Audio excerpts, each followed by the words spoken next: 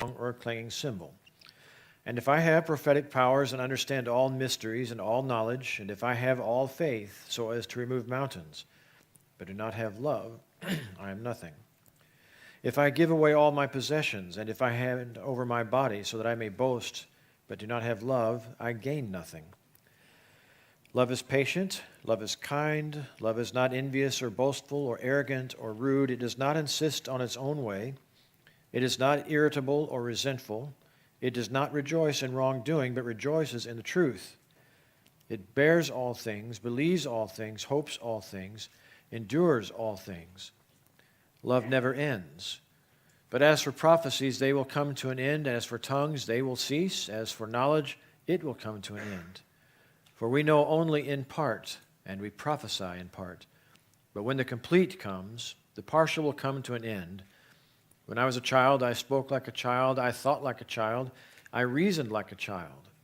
When I became an adult, I put an end to childish ways. For now, we see in a mirror dimly, but then we will see face to face. Now I know only in part, then I will know fully, even as I have been fully known. And now, faith, hope, and love abide, these three, and the greatest of these is love. May God add his own blessing to the reading and hearing of his holy word. Well, we read that passage. We're familiar with it. We've heard it many times. And at the same time, there's toward the end of it, we kind of leave the end of it off a lot of times. We deal on the love is patient and kind, love endures all things. They're very important parts, obviously. But at the end, there's a part where it talks about how then we will see face to face. Now we see like in a mirror dimly, or sometimes you'll see it'll be translated through a glass darkly, kind of like it's a shaded glass. We only see a little bit. But then, in the day that comes, we will see face to face. And we're talking about being in the presence of God, seeing God face to face.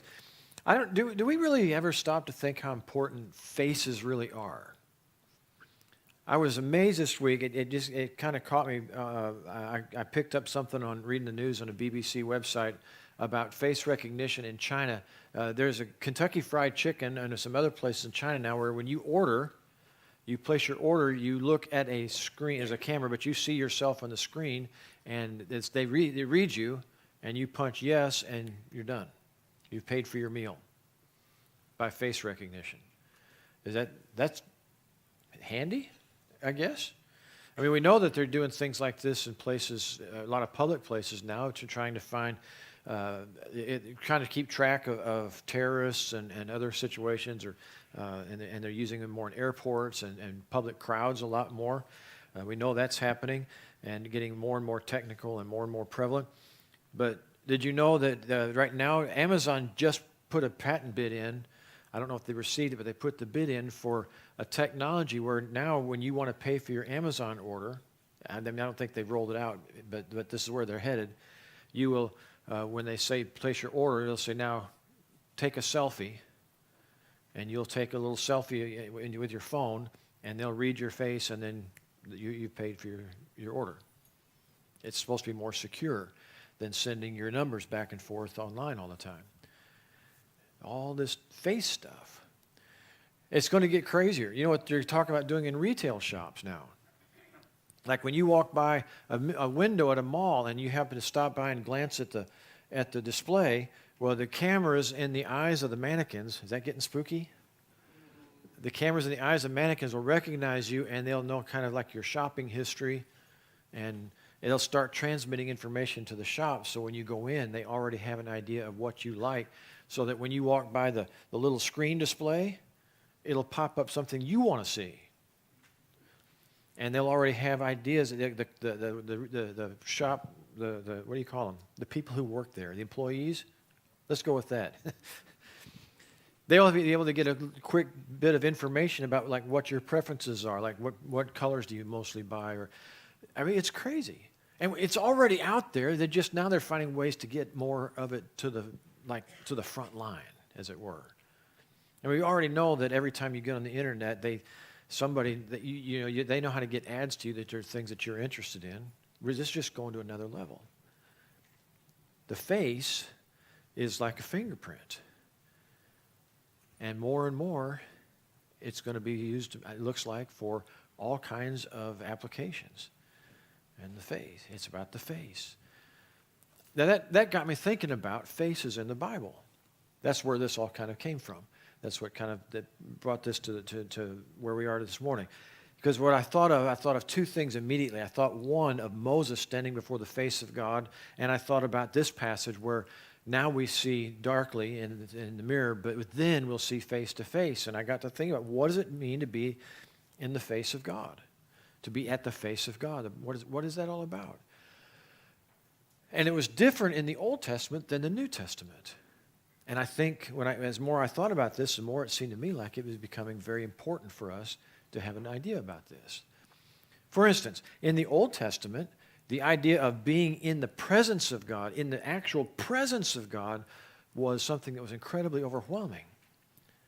And it was a point where they believed pretty much that if you got too close to the presence of God, you could not, the glory of God is so great. It was beyond our ability to handle it. It'd be like, I kind of think of like they do the thing with the G-forces, the test, like the astronauts would do to see how, and the pilots would do to see how much they can take to train them.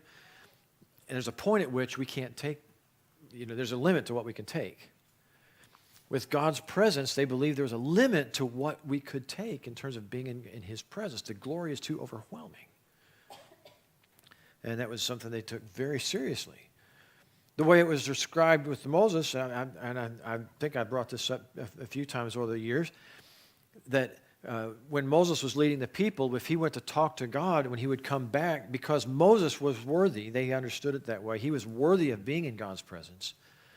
His own face would be so bright with God's glory, reflecting God's glory, they couldn't stand to look at Moses' face. So Moses would have to wear a veil till it kind of wore off, till it faded back to normal. They asked him to do that because they couldn't. So the glory of God was understood in that way. And to be in the presence of God, they even in the temple, they even had the veil, the wall between the Holy of Holies and the inner court, because there was too much presence. And they found ways to distance themselves in a way from that, even the understanding that can I be in God's presence? So they didn't really seek to be in God's presence. They sought for God to see them in His presence. You see, there's a little, the semantics of how that's phrased is a little different. It wasn't so much that God lived in the temple, that was the place where His name lived. It was described that way sometimes. But there was a sense that the glory of God was so overwhelming that to be face to face with Him was just too much. We still we still use the phrasing or understand the phrasing sometimes. If we're going to meet face to face, we're going to be in the presence. In the presence of somebody. You can talk on the phone or we can meet face to face. We can be in each other's presence. Somehow there was an idea, there's an understanding that there was a kind of something more of a connection, something more intimate in that presence of being right there with somebody. And that makes sense, doesn't it? So the grand hope, the hope beyond belief was, if we could be in the presence of God, would that not be wonderful? Because we don't really fully know God outside of His presence. We have reflections of Him. We can see Him in His creation. We can see Him in the work of people. We can see Him in the things that we're taught through Scripture. Those kinds of things. We could see Him in the law and in the words and the voices of the prophets. But wouldn't it be a miraculous, unimaginable thing to be in the presence of God? In the temple, they actually had a symbol of God's presence that you would stand before if you were there to worship, and it was the bread of the presence. That fascinates me because bread was also a symbol of life, the bread of life. And when Jesus came, He was sometimes called, and we still think of Him sometimes and refer to Him as the bread of life. When we do communion, this is my body broken for you, as the bread, as the loaf was torn. This is my body. Jesus became known as the bread of life. And if we think about it, and we'll see that how many times have we heard, if you have seen me, you have seen the Father. Jesus became the face of God in a form, in a manner in which people could actually be in that presence. They could actually be in that presence. They could see God through Jesus. They could see God's love. They could see his strength and his power, his abilities to heal, his care for people. His care for people is such that he didn't really care what anybody else thought. You know, the Pharisees and the Sadducees, they would accuse him because his habits were to hang out with the sinners. He'd go where the sinners were. He'd hang out and with them. And so they accused him of being a drunkard sometimes. They accused him of being unclean because he was in places he shouldn't be. And Jesus, of course, says, well, the doctor helps the sick people, right? It's a pretty simple concept. Being in the presence of Jesus was a way of being in the presence of God. And when he was crucified, when he died, and remember the scriptures talk about how the curtain of the temple was torn. Here's the moment where through Jesus, God says, now because through him you have access to me. You can be in my presence now. And it's hard for us to think back to Old Testament mindsets, I think, because we are so used to, it's so common for us to think about Jesus is always with us. God is always with us. We learn it, if you're in church, we learn it from here up, don't we? God is always with us. So to us, it's nothing special. It's the way it just is. And it almost loses its meaning in a way. It almost just becomes a phrase that we throw it out there and times are hard. Someone loses a friend or a family member, a loved one, and they're grieving and they're sad. And you remember, God's always with us. He's with you. You're not alone. Well, the thing is, it's true, but we've almost used it to a point where it's become kind of this little phrase as a kind of a generic comfort that loses its impact because we haven't remembered that what it means to be in the presence of God. To know that whatever weakness we might face, to know that whatever circumstance that we might be in the middle of, to whatever weight we might bear, that presence is so real. Has such an impact on where we are and what we're going through. That we discover that there is strength in that there is power in that there's comfort and that there is peace.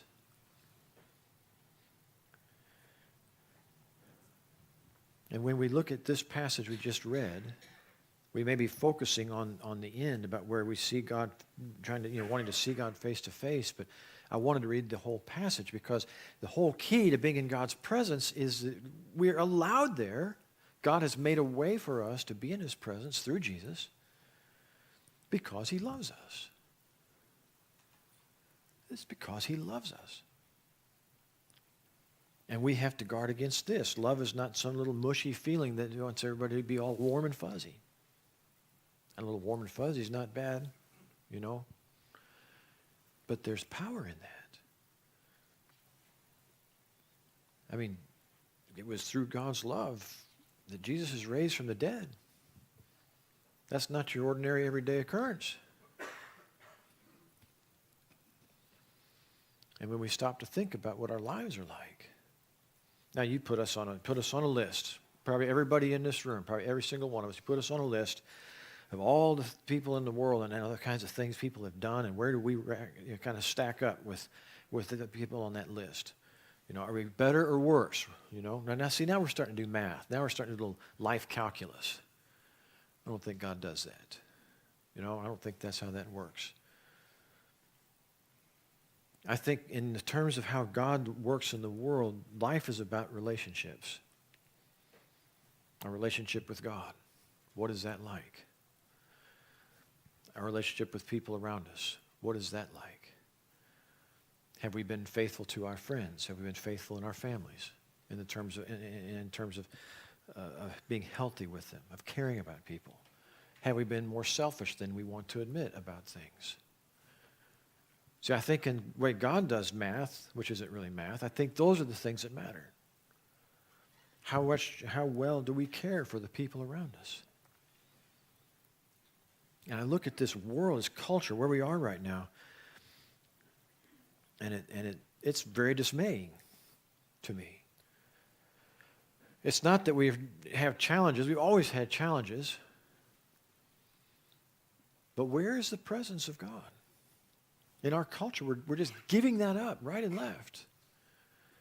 It's not important anymore. I've been watching the news a little bit, of course, and see, I grew up in St. Louis, and that's where, if you've been seeing the news in St. Louis after the acquittal of the policeman up there this week, they're having riots, and they've had stores bashed in, police cars have been attacked, they've had riot police out, they've been arresting people. That's where I grew up. It was never like that. I grew up there in the 60s during civil rights. I mean, I was too young to really understand what was going on back then, but I can remember Dick Gregory. He recently passed away. I don't know if you remember the name. He was an historian, he was a civil rights activist, and a comedian. That's a whole lot of stuff to be for one person. But he talked about in St. Louis, like when Martin Luther King was assassinated in 1968, they had riots all over the country. You might remember that. Well, in St. Louis, there was a lot of tension, but they never got to riots. He claimed that it was the common bond the city had over the baseball team, the Cardinals, that had just enough of an influence to keep people kind of more civil. And the heroes of that team were like Bob Gibson and Lou Brock. These are black gentlemen, and they were people of high character, and they were revered and looked up to by everybody. So there may be something to that, but I think there's more to it than that. I think there's more to it than that. See, the difference I see now when we look at all these racial tensions is there's no longer a baseline of understanding about what's right and wrong. We've given that up. Where is the face of God in these places? In these newscasts, I haven't seen information about churches or church leaders who are coming to the forefront to try to help people understand each other. In a lot of cases, some of the church places, people seem like they're just falling right into this whole anger circumstance. I mean, Star Wars got this part right. Anger leads to the dark side, right? When we let anger have its way, that doesn't mean there's not such a thing as being angry and it's okay. But when anger leads, when anger drives, that's a different matter. We've given up on the presence of God. And as a whole, we've pushed it off to the side. Because we are free to make decisions in what we want and how we want it to work and what we want to happen. And we've taken that to a place where it becomes something selfish. We don't really look for truth anymore. We don't look for understanding. We look for people who have my opinion. It's crazy. Robbie does such great, Robert. He does such wonderful work for us with the technology stuff. He were talking about putting the sermons now on YouTube, and I said, turn off the comments. I asked him, don't let people comment on there. You know why? You ever read YouTube comments? That's why. Go read some. Don't let your kids read them. Half of them have nothing to do with what's the content of what's been posted. And the other half are just mostly rude and beyond rude. They're profane. And the other half are worse. That's three halves. I know what I'm doing. We don't need to worry about that. But this is where the world is. Where is the dialogue? Where do we converse? Where do we understand? One of the great things to me about this congregation is that we like to be in each other's presence. We like being together. You may think, I don't know it. There's a few folks here who don't really like each other that much. You know that, don't you? But it doesn't matter. We still take care of each other because we know that's more important. I think that's awesome. That's what the presence of God does. We pray for those that we don't get along with because we care about them. That's really important. That's what the world needs to see.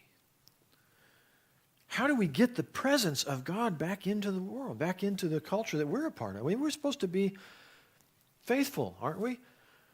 Isn't this nation supposed to be a light to other nations? And here's, I think, is how we do it. We have to be the presence. We are the face of Christ in this world. We're not making that up either. That's right in there. Jesus said, go make disciples of all nations. Now, he did not say, go to the local fall festival and sell hot dogs and staff the kids' stuff. You know what I think, though? I think he'd be really happy for us to be there, to be the presence, to offer something of his presence in that place. And when we're there, we need to realize that's what we're doing. You know, the men are going to go do the hot dogs and some hamburgers. They're not just out there hawking hot dogs. We're a presence. And we just simply need to reflect that with our kindness and our bearing and our being with people. Not just throw hot dogs at them, but, you know, be with them for that moment. Does that seem really simple? There's nothing wrong with that. Sometimes it's really simple. Just connect. Not everything can happen by technology. When someone tells me that all of their best friends are online, it kind of scares me a little bit. Because they're not really people. Not with you. They're real somewhere. We need to stay connected. And I know this church gets that. But we need to share that too. So my challenge is, let us seek the face of God through the person of Jesus. And let us be the face of Jesus with the people around us. We make a difference. We make a difference. Nobody has a perfect life, but people need to know that there's somebody with them, somebody there for them. And we won't get it all right, but we're going to do the best we can, right? That's what we've always done. And we'll continue. But let's be aware. Two really big goals for all of our lives. Seek the face of God and be the face of God. Be bold because of what God has given us through Jesus. Amen.